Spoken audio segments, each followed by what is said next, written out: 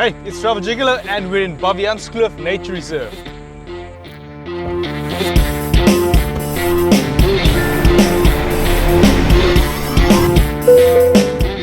Nearest big city is Port Elizabeth, which has an international airport, and that's about a 100-kilometer drive from Patensie, which is the eastern border of the Mega Reserve.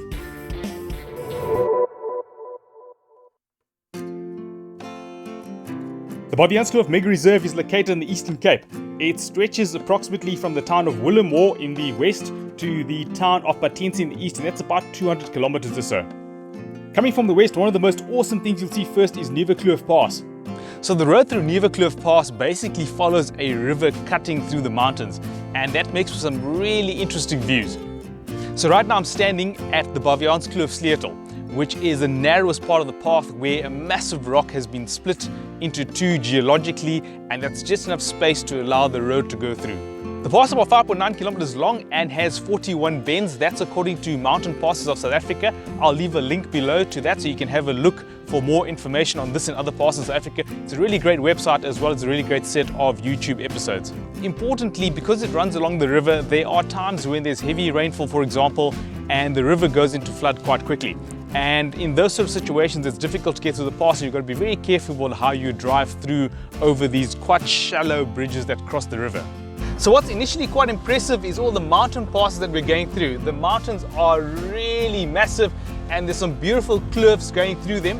A lot of this is sandstone and similar type sediments, and it's quite amazing to see how these have been folded through the millions of years that they've been here. To give you an idea of the scale, here's a clip of me running down the Rosskrantz section. The mountain passes and the vistas are staggeringly beautiful. It's truly difficult to capture this without seeing it with your own eyes. There are various lookout points along the way, and I absolutely recommend that you stop and just take a few minutes to take in the scenery. We stayed at Mockadot Caves, which is a self-catering spot which is quite close to the Willowmore Pass.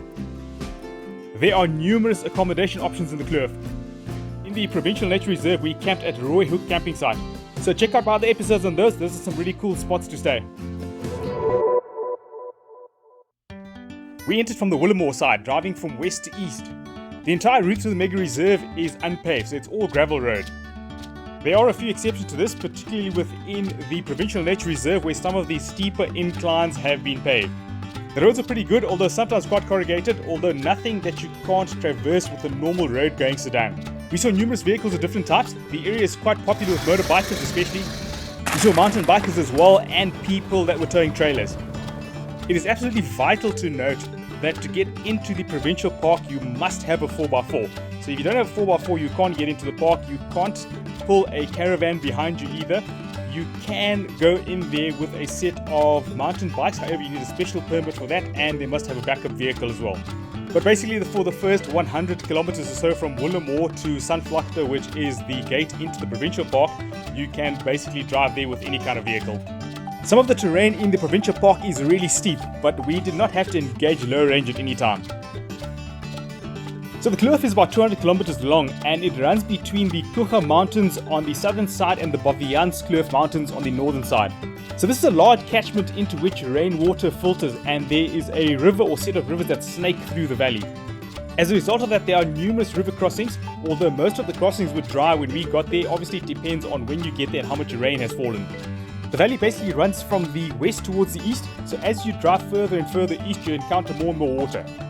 Some of those river crossings can get quite deep, and so there are times where they are flooded and you have to stop and wait for the water to recede. The water is really very clear, and it's quite easy to gauge the depth as well as the nature of the bed over which you got to cross. We didn't encounter any slippery or muddy crossings as we went through. The basic precautions that you would apply for a river crossing, of course, should still be applied. It's important to note that there's the Greater Baviaanskloof area, and within that the Provincial Nature Reserve. This is important because the Provincial Nature Reserve has different rules to the rest of the area. Basically, in the Provincial Nature Reserve, you must have a 4x4 to enter, and you need a permit, etc. And the typical rules that apply to a nature reserve apply there as well. So for example, there's gate control into the Provincial Nature Reserve, and there are strict entry and exit times. The rest of the Greater Baviaans area consists of a set of private farms and properties, and so the rules are slightly different and not as strict. This is not a Big Five park, so apparently there are no lions here. However, there are buffalo, so there are some dangerous animals that you're going to look out for. as well as baboons. So far we've seen a couple of larger herbivores, kudu for example. We've also seen some duiker, and looks like we're going to be in for a bit of a treat with the wildlife, but we'll see how that goes as we go. I hope you found this informative. It was a really fantastic experience and I definitely recommend Baviaanskloof. If you enjoyed this episode and found it informative, then please hit the like button. Also subscribe. Give me some comments below so that I can get some feedback from you guys. It's always great to get feedback. Until the next episode, go everywhere, see everything, have a great time.